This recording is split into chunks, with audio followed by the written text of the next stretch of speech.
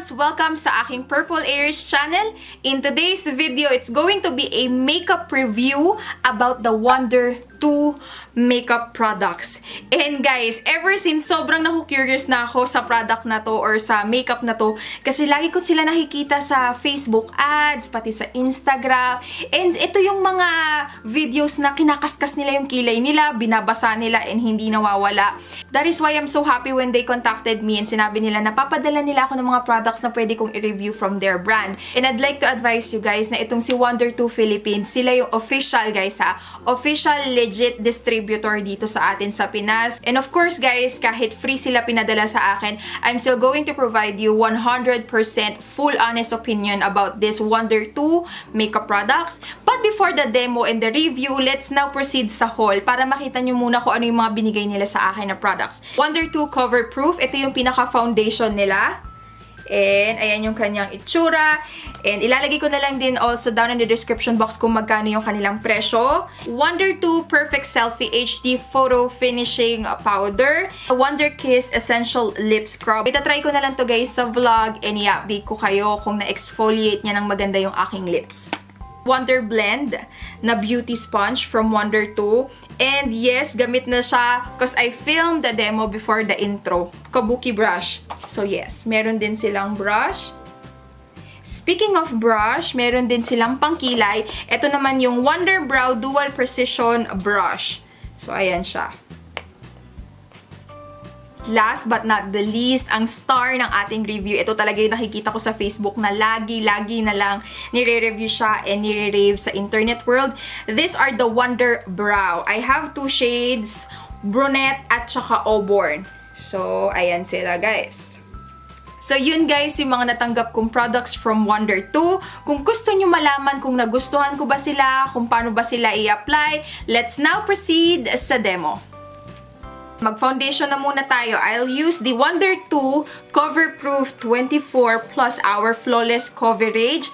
It says here na Miracle Skin in under 2 minutes and ang shade na nakuha ko is Light N20.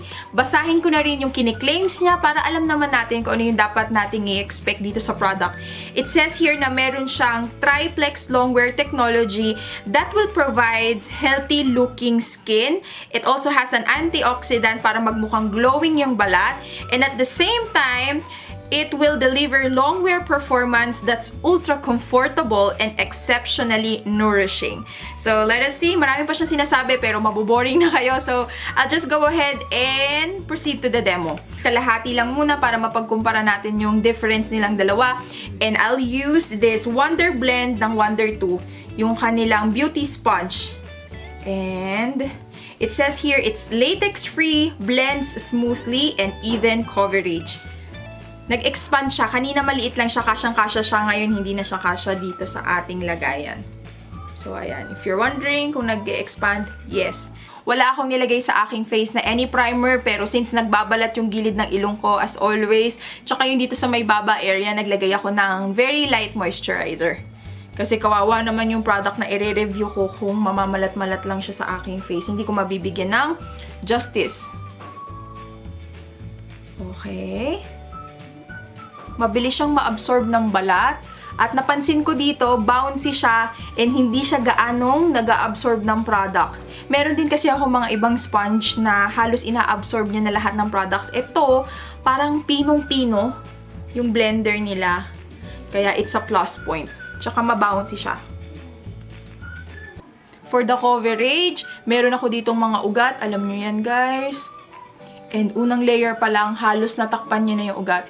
So, I'm very excited. Sana lang wag siya mag-cakey.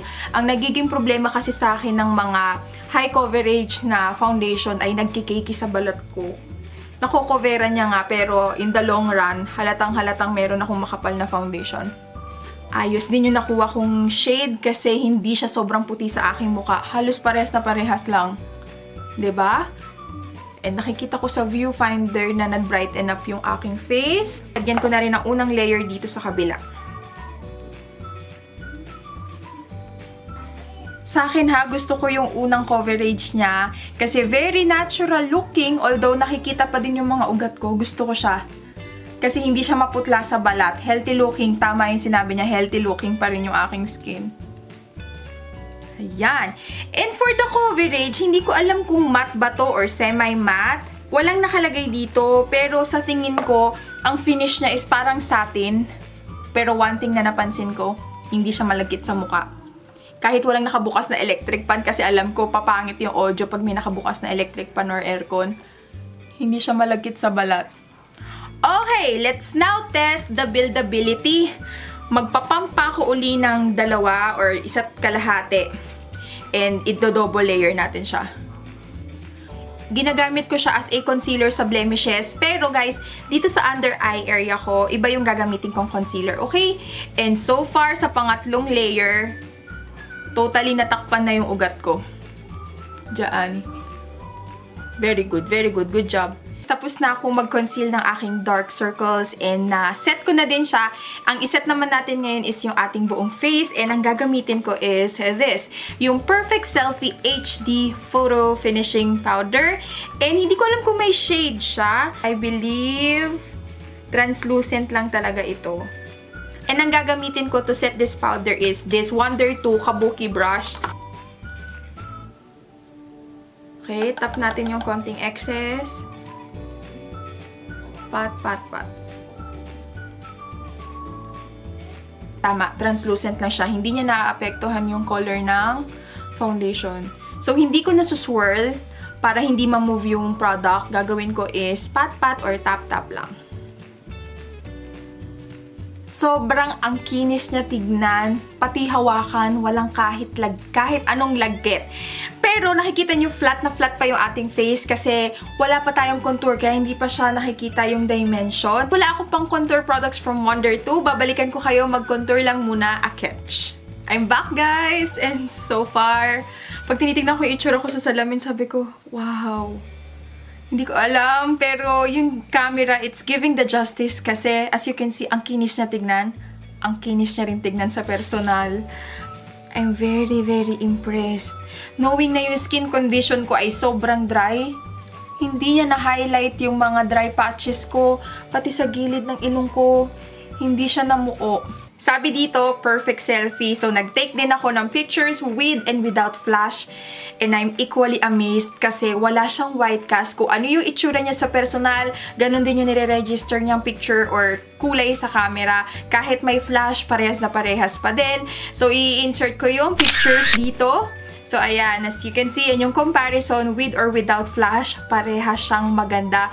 Parehas mukhang makinis. And I like it so much. Okay, next naman nating i-review is this.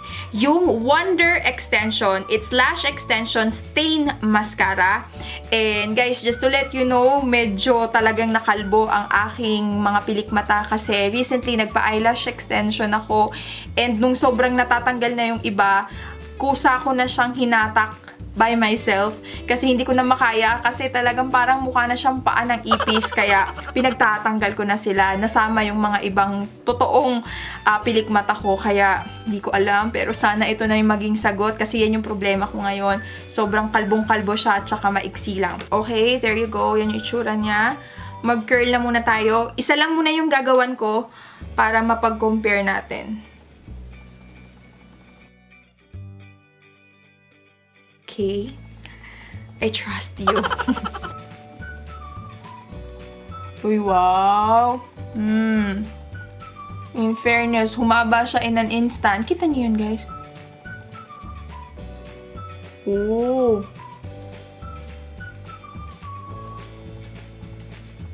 Ayan siya, guys. Wow, ah. Ayan, yung pinagkaiba nila. Maglalagay pa ako ng pangalawang coat pag natuyo na siya and lilinisan ko lang muna to. Itong kabila naman yung lagyan natin.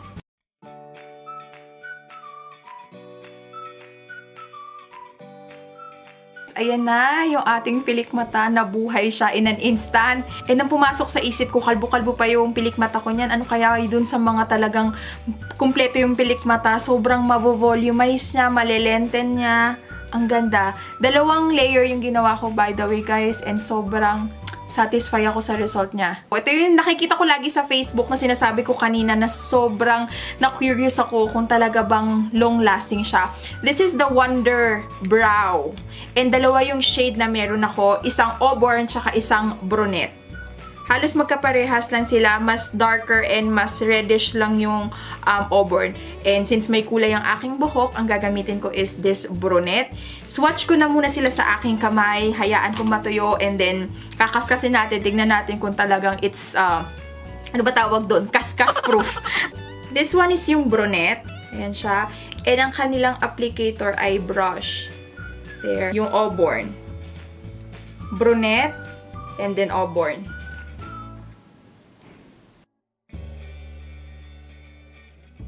Hindi ko siya idedirekta na brush, ilalagay ko agad sa kilay ko. I believe magiging makapal siya kasi nung sinwatch ko siya dito sa kamay ko, ang kapal lang nakikreate niya na stroke. And yes, katulad ng pinakita ko sa inyo, meron din silang brush. Ito yung Wonder Brow Dual Precision Brush. Ayan siya. Ito yung gagamitin nating pang-apply ng ating kilay. So, suklayin na muna natin siya. Yung tubo ng aking eyebrows is straight na medyo may kaunting arc. Maglalagay ako ng kaunti dito sa aking kamay. Like that. And then, kukunin ko yung aking brush. I-dip ko siya. Tsaka ko i-fill in yung aking kilay. So, mag-start muna ako sa gitna. Based on my observation, madali siyang mag-set and madali lang siyang i-apply sa balat. Hindi siya namumuo-muo. And gusto ko yung shade kasi tignan nyo oh, hindi sila nagkakalayo ng totoong kulay ng eyebrows ko. 'Di ba? And may isa pa ako guys napansin, parang tinitame niya na agad yung buhok ko na wag gumalaw para hindi magulo. Para na ako nag-eyebrow mascara din. Hindi siya matigas pero pag tinignan mo, parang sobrang neat na niya kaagad. Wow! Tsaka mabilis siyang matuyo. Very natural looking pa din siya. Tsaka ang dali-dali niyang gamitin, sobra. Look at that.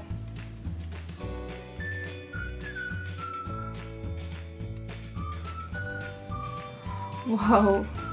Okay, guys. There you go. Sorry guys ha, sobrang na-amaze lang kasi ako sa lahat ng na-product na na-try ko.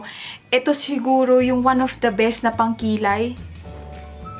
Kasi ayan o, na-set in place na agad siya. Wala nang stray hairs. Ang dali niyang ilagay yung color. Very natural. Bumagay siya sa aking hair color. And wow. Yun lang masasabi ko guys. As in wow. Pati yung foundation, ang tagal ko nang nakatutok dito sa mga ilaw sa harapan ko. Wala pa rin dito. Madalas magpawis yung dito ko. Hindi pa rin siya nagpapawis. So far, so good. Yung pilik mata ko, ngayon lang siya uli nagkaroon ng buhay nang wala ang full slashes. Okay guys, let's put these babies on a test. And time check, hindi nyo makikita. Yes, may picture. It is currently 11:30 ng umaga. Babalikan ko kayo mamayang hapon or mamayang gabi. Okay guys, kita-kits later. Nandito tayo sa labas. Ito yung itsura ng foundation in natural lighting. Nakatapat talaga ako mismo sa araw. Pero ang kinis niya tignan guys. Ayun. And I will test this out.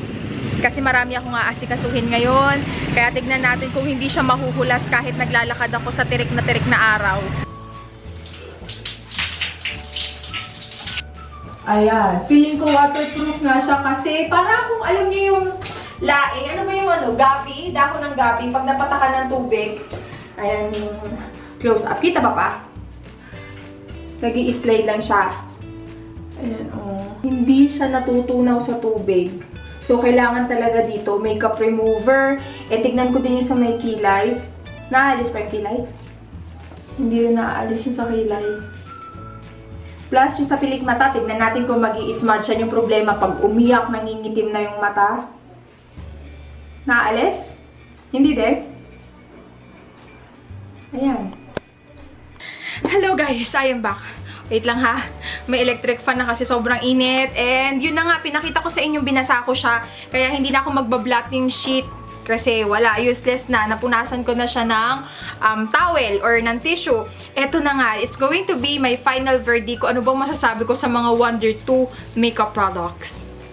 And siguro naman mahuhulaan nyo, it's going to be a thumbs up Sobrang nagustuhan ko lahat ng products na na-try ko. And ito na lang yung hindi ko pa natatry, yung lip scrub nila. This one. Pero try ko mamaya pag naligo ako and update ko na lang kayo sa vlog.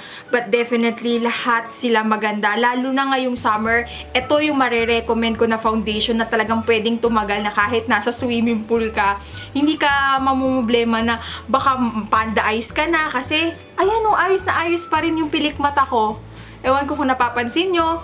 Tapos yung kilay ko, sobrang on fleek. Oh, hindi siya nag-i-smudge. Yan pa naman ang problema ng mga babae. Minsan, pag pinagpawisan, wala nang buntot yung kilay. Pag umulan, pag tingin mo sa salamin, sa compact mirror mo, wala, kalahati na lang yung kilay mo. Kaya, this foundation is perfect. Yung pangkilay perfect. Yung mascara perfect siya sa weather natin ngayon, summer. Kaya kung gusto nyo umaura sa beach o kaya sa swimming pool lang naka-makeup, hindi ka na matatakot na baka tunaw na siya pag-ahon mo. So, it's definitely worth it. Visit wonder2ph.com for more information about the product specifications. I believe nandun lahat ng prices nila, color selections. Sana ina-enjoy nyo tong aking review for today and sana naging helpful kung sakali mang gusto nyo sanang mag-purchase pero gusto nyo malaman kung ano ba yung mga review sa products na ito.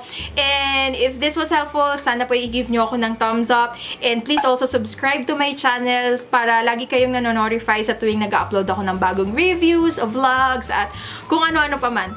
Thank you so much for watching and sana'y makita ko pa kayo sa susunod kong video. Thank you, bye! Api!